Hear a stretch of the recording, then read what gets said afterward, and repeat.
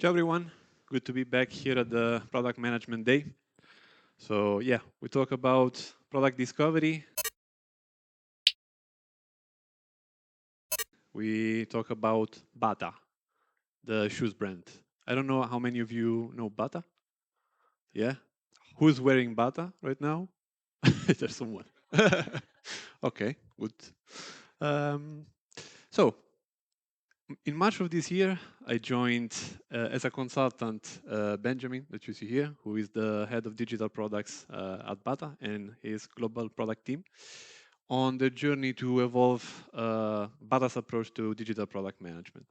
And yeah, from the very first moment that I met him, during the interview, we already talked about how we need to do product discovery, we need to introduce product discovery.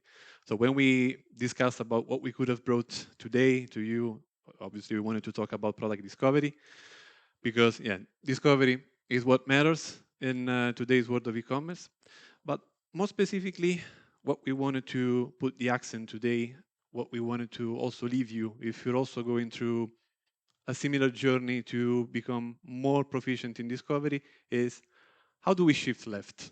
Meaning, how do we leave behind the mindset of the feature factory where we deliver, and we don't even know exactly why or to create which impact, and we start owning more product discovery. So meaning we start understanding the why behind the things that we decide to deliver.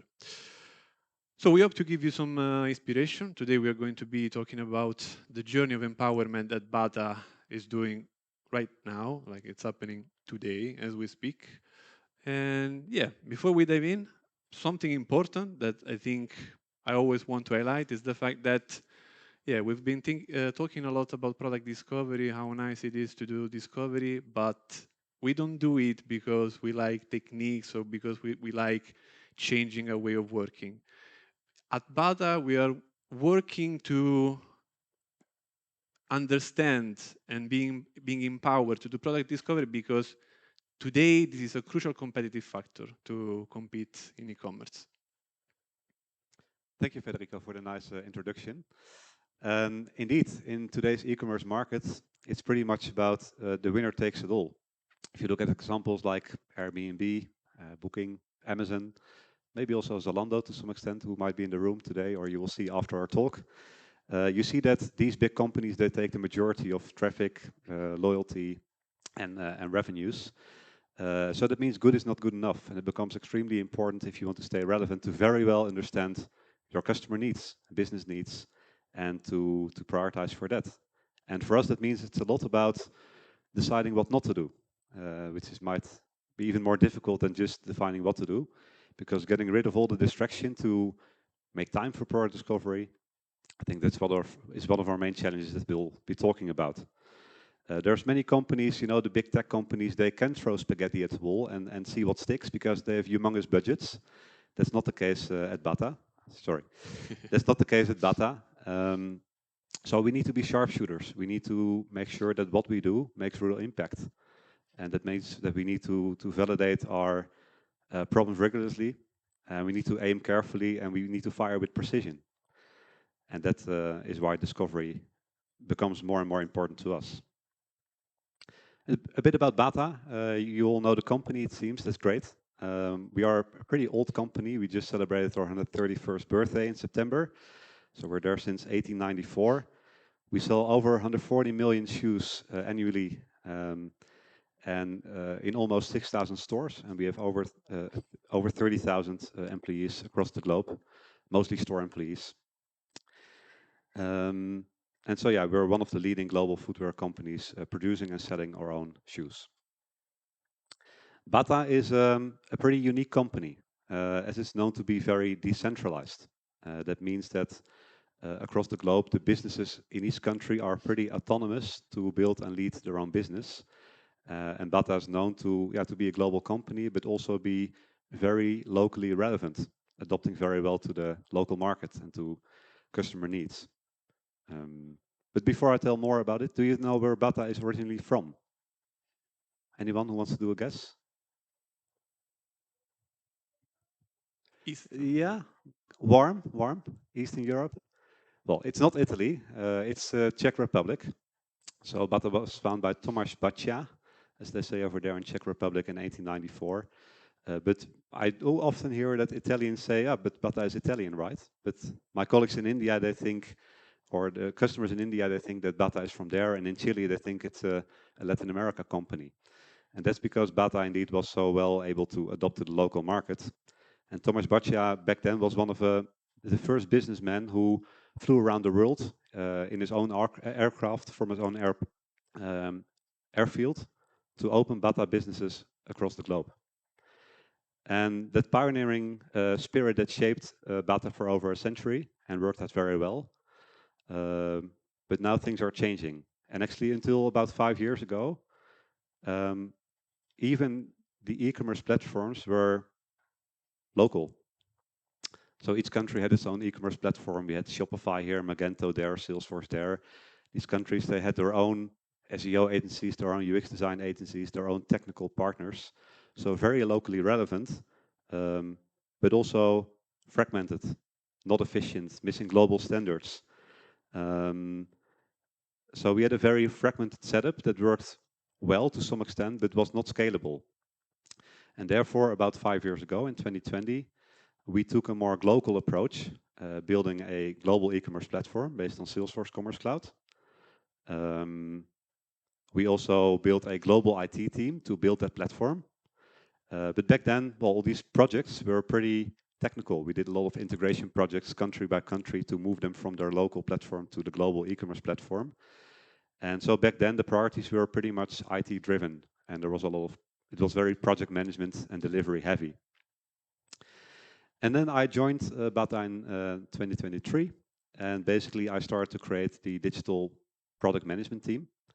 And we kind of separated doing the right things, what my team is working on, and doing the things right, which is the IT responsibility. And so we created a digital product management team with product owners, UX designers, data analysts to discover our customer needs and our business needs. And our goal was to get much better at product discovery, although we first needed to strengthen the platform. We had this the global version of Bata.com, but we worked on, for example, a redesign. We also launched the first Bata app, and we did a lot of, let's say, groundwork to further improve our journeys and to build a more mature platform. So the product owners, they were still focused on backlog management and executing feature requests to just keep all stakeholders just happy enough, you could say. And even though you couldn't say that's real modern product management, I think the efforts paid off because 2 weeks ago we were recognized by Statista in Stella del e-commerce to be number 3 in the category footwear. So it seems that our efforts paid off and that we built a strong foundation, and that's a great start. But beginning of this year, indeed, we Federico and me started to work together, and we said now our ambitions need to get much bigger because as the foundation is there, there's so much potential to unlock within Bata and to gain a much bigger share of Bata.com as a share of the overall company turnover, because for today it's relatively small. And it's great because it means there's a lot of potential to grow. So we have strong ambitions to grow traffic, conversion rate, average order value, retention rates, and to really work on our product metrics. But in the project management area that we came from, I mean, that was logical back then to build this foundation, but now we needed also to embrace a different way of working, to be more outcome over output, to build a real customer-centric organization, to evolve product owners to product managers who can really take ownership of discovery and be empowered to, instead of executing, indeed, you called it executing the ideas of your boss, to shaping our own plan, and to shift our main efforts from solution delivery to opportunity discovery. But getting there and making our plans, we had a couple of challenges, and that's what I want to start with. So we were enthusiastic to enter the next phase of product management and to make Bata.com well, the go-to place for buying shoes. But in our team, we were still building our mindset. And so the first challenge was the Babel Tower challenge.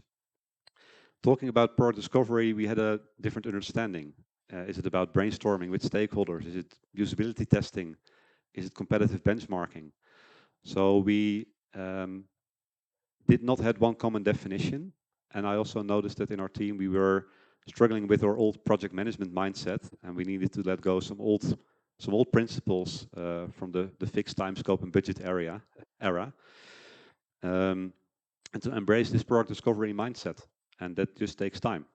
And so we had a lot of talks to define what product discovery means for us, but also how to do it. Because if you know what product discovery is about and what you want to achieve, yeah, you're not yet feeling comfortable with how to do it. So that was the first challenge. And the second was the black box challenge. So we've been always trying to build this global model where we collaborate with our colleagues in the countries who are running the e-commerce operation. And that's been working very well. So we always have been building strong relationships with our colleagues in India, Latin America, in Asia. And so we had a lot of plans, but they were scattered around spreadsheets and slide decks, and all the product managers, they were building their own plans for their own focus area. And if you want to do discovery, I mean, customer problems are often broader than just one focus area, which could be about what Diana is leading, the checkout and payment area, for example, or the product discovery, finding the right product area. So we said we need to build one place, one backlog, and one roadmap where we track what we're doing, where we shape our plans, telling about what we're about to do, and bundling our priorities in one place, because eventually it's all about relative priorities, right? And instead of making a plan for one team, we wanted to shift to a model where we say we need to shape our teams, our engineering teams, for example, around the common priorities that we set. So yeah, we start to work on that, and Federico will tell you more about how we did that. But our goal was to build a real clear cascading structure from strategic pillars based on the product vision to opportunities, solutions, and to basically connect the what and the how to the why. And actually, building our backlog in one place was working as a mirror for us. And it made us realize we had two additional challenges, because it made very clear what we were doing, but also how we were working. And we realized that we also needed to tackle something else, which we call the hamster wheel. So coming from this delivery mode, feature factory mode, being very busy delivering upon feature requests, we were always used to be very focused on efficient delivery. And that's great. And also in this, the phase where we were building the foundation, that worked very well. But what it meant is also that often when we talked about discovery, there was an excuse. We lack time. We don't have time. Because, doing things creates dopamine, and people get, it's satisfying to deliver things and to finish things that drive value tomorrow. But if you want to do discovery, you need to create dedicated time for that. And that was just hard to achieve. And the last challenge, the fourth challenge, we call tunnel vision, as we were very solution oriented. And also this was, if you build an e-commerce platform and you strengthen the foundation, it's often obvious what you need to do. So it's fine to be solutions first, because it's pretty obvious what you need to do. You just need to see how to do it and how to deliver those capabilities, those features efficiently. But when you want to optimize product metrics, you need to validate whether a particular solution is the best to solve a problem, and also to see whether that problem at that moment is also the most relevant to solve first. And so what we said, if we want to do discovery, we need to get really good at zooming out before zooming in. Not blind stare on one specific solution, but first see, are there alternative solutions? By the way, what is the underlying problem or opportunity that we're working on, and we need to be able to clarify the why very well, and then also to see, but out of these all these problems that we have, is this problem now the first that we should solve, or is there, do we have bigger fish to fry? Anyway, this was not embedded in our processes, and this was also a change in mindset that we needed to tackle.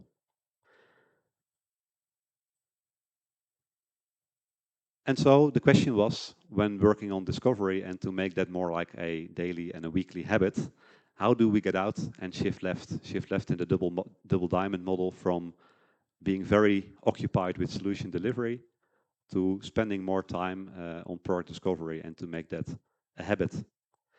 And I think Federico will tell us more about how we did that in the past months and how we made a start in this journey. Yep. Before starting about what we did, do you recognize yourself in any of these challenges? Yeah. Many hand raise. Which one?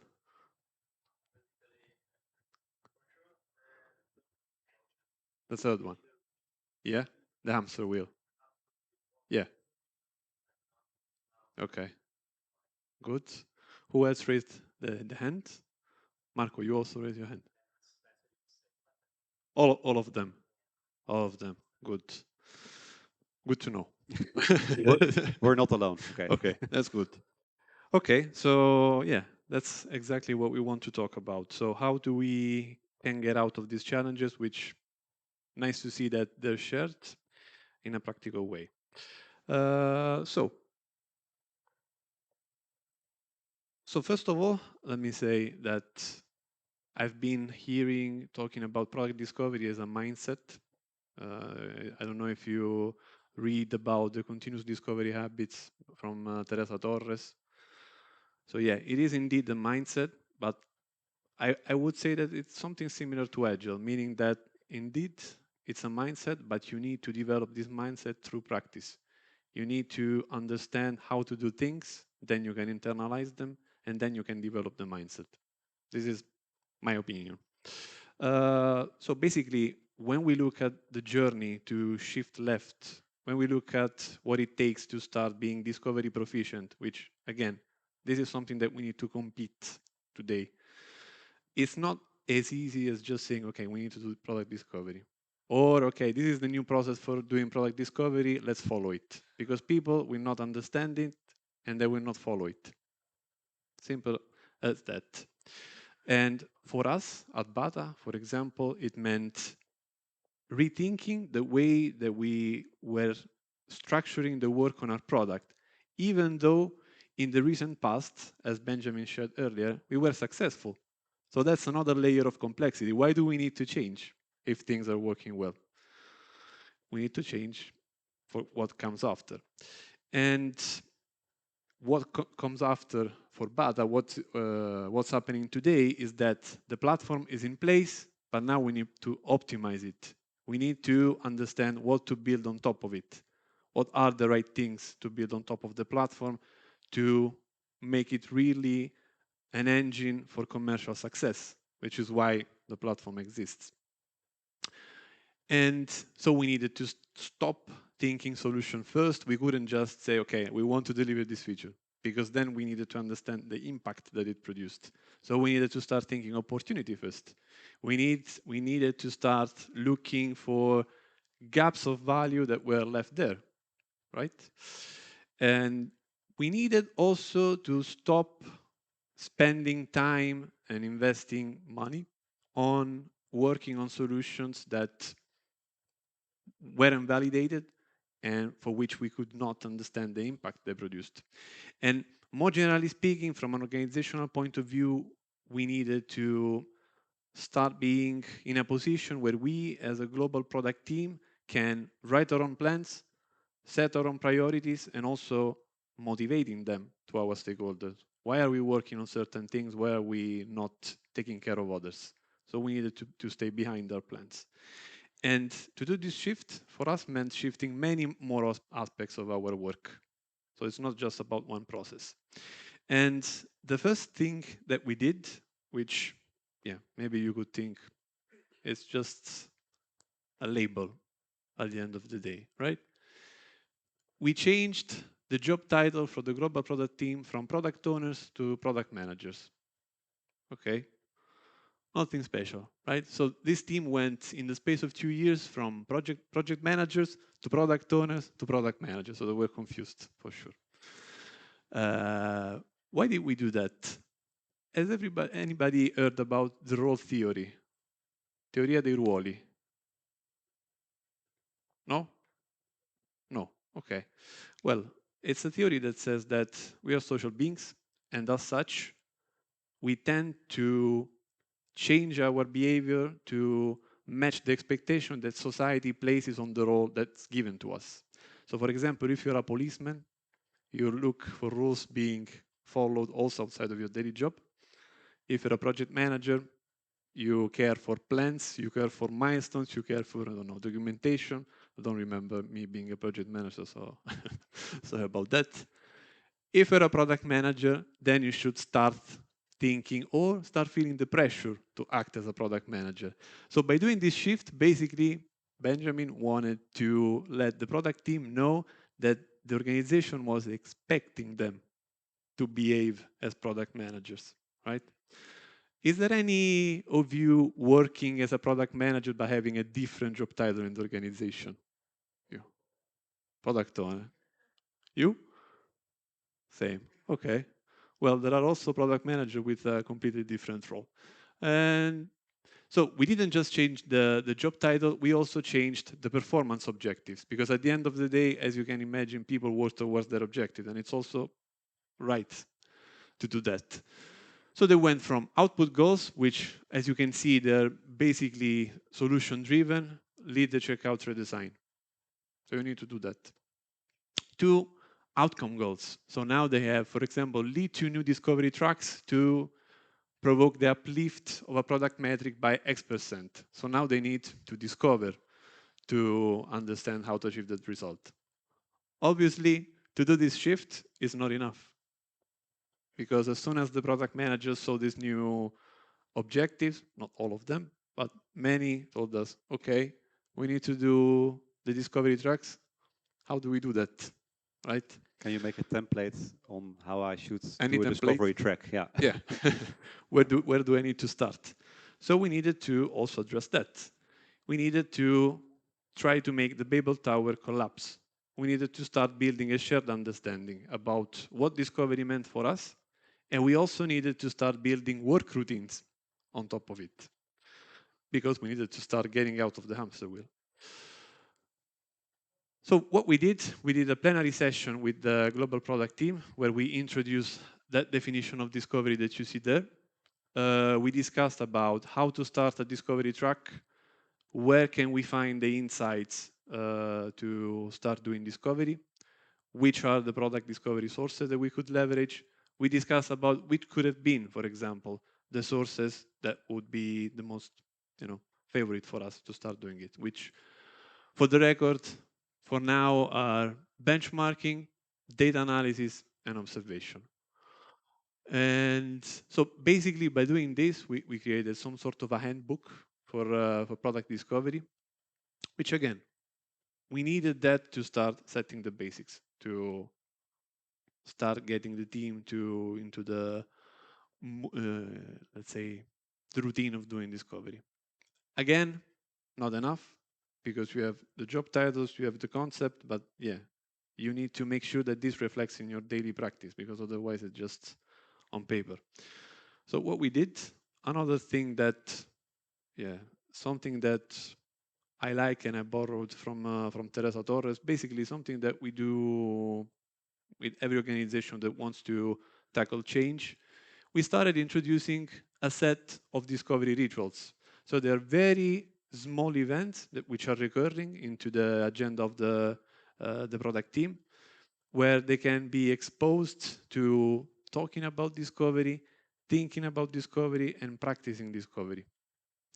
And as you will see, it doesn't really, you don't really need much time to spend to start doing something new. Like, for example, let me walk you through. For example, in the first row, you will see what we call our discovery plenary sessions, which are 1 hour meeting per week, where the product team gathers. They discuss about new opportunities that they found. They prioritize the opportunities that they have in their product area. And basically, they start doing planning for discovery work. So you can consider that as some sort of a planning session, very light planning session. Then we have in blue the coffee with data, which is a 20-minute meeting where each product manager meets with the analytics manager. They go through the product KPIs together with a coffee, and they see whether there's anything at global level that requires attention. Like, for example, we see in a specific country that the click-through rate from product listing page to product detail page is decreasing. That's an opportunity for us to act. So this is also how we capture opportunities. We have the benchmarking sessions led by our UX manager. And then we have the product reviews, which is something that we introduced this month. Actually, one of these is happening, I think now, like Almost now, yeah. exactly now. And this is something interesting for me because this is also something that signals the fact that the way of working is changing, because these are replacing the sprint reviews.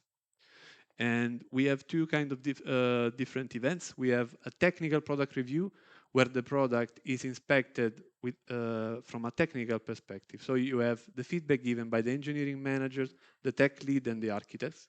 So we look for coding standards. We look for best practices. So we make sure that we improve with regards to the quality that we embed in the product that we deliver.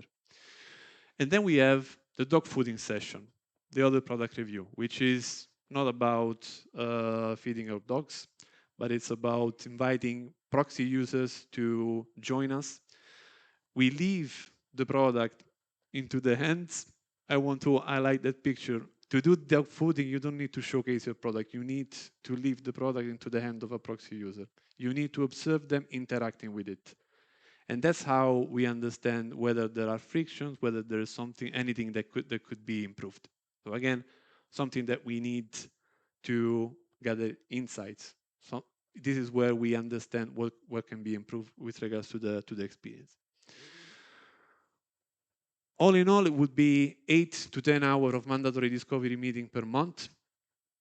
Not much, but I think this already produced some interesting effects, because in the past months we could already see the product owners, the product managers, identifying many more opportunities. And now we have quite of a nice backlog, which basically led us to, let's say, a happy problem, because now we have all of this discovery work taking place, but now we need to make sure that fits into one bigger, strategic picture, because otherwise it's so scattered. So what we needed to do, we needed to start to connect the dots. Basically, so yeah, this is the product operating model that we created together with Benjamin. And basically, this is the cascading structure that reflects everything about our product, from the product vision. Oh no, you cannot take a picture. Okay. Now, if you're interested, we can talk about more later. So this is basically, yeah, how we set the goals with regards to our digital product from the product vision, how we connect the strategic layer to the product vision, and then how the objectives are tied to the specific product domain that then are assigned to the product managers. So by having this, basically we were trying to break the black box open, bring in transparency, bringing also focus for the product managers, because now they know what is their objective to be moved, which is the OKR, and how this relates to all of the other objectives in the model. Again, all good. And now what we needed to do is to make sure that this model stays alive. And we need another thing that maybe some of you, if you're agilists, if you love agile, you could consider a little bit anti-agile, but we focus on the tools. So we replicated that operating model in Jira, on Jira Product Discovery also. So now we have everything from the strategic layer to the backlog of opportunities and down to the backlog of delivery, everything in Jira, everything into one place. And by doing this, basically, we are forcing, again, the product managers to work following the specific structure. And then obviously you develop the routine also to understand how the different goals are all interconnected. Here you can see an example. We have an OKR on top. We have the opportunities below it. These opportunities, you cannot see it. That's not transparent, but we cannot show how they were assessed from an economic point of view. These are ranked, refined, validated, and then there are solutions attached to the opportunities which are validated. So basically, we have everything in one place. You can follow the whole product journey, let's say, from top to bottom, from the single item that you go to deliver to production. So this is what we did in the space of 1 year or so. So many small shifts, but I think very important because again they already started producing some interesting results. But now I would say the challenge would be to keep the pace, keep working to be proficient in doing product discovery and also bringing the rest of the organization. And then there's also Matteo saying that we have 5 minutes. But now it's 2 or 3, I think. So let me try to wrap it up. And thanks, Federico, for highlighting this. I have to say I'm very proud of the team because, as if you've seen, just 2 years ago, the team was really acting as product managers. Then they become product owners, meaning that we were working still on a lot of projects, but at least more agile in smaller increments. And now we take ownership as well as not just how to do certain things, but also what to do. And we are building an empowered team that is shaping its own plans. So we went from a Babel tower, lacking understanding of what discovery meant for us, to a clear understanding and a great ambition to get good at it. We went from the black box where we had plans but scattered around in slides and spreadsheets to one single source, where we try to build this cascading structure and where the what is very much connected to the how and how it contributes to our product vision. Where we try to force ourselves to have more conversations on the outcome, on what assumptions need to be validated, what's the hypothesis, and how to track the impact. It also helps to create more focus, enabling us to step out from the hamster wheel to clear priorities and clear choices on what to do, and especially on what not to do, and to bring more rest in the process, remove distraction, create time for product discovery. And that also moves us away from the tunnel vision, from a very solution-first mindset to the idea of zooming out before zooming in. So yeah, we are on a journey. We're not there yet.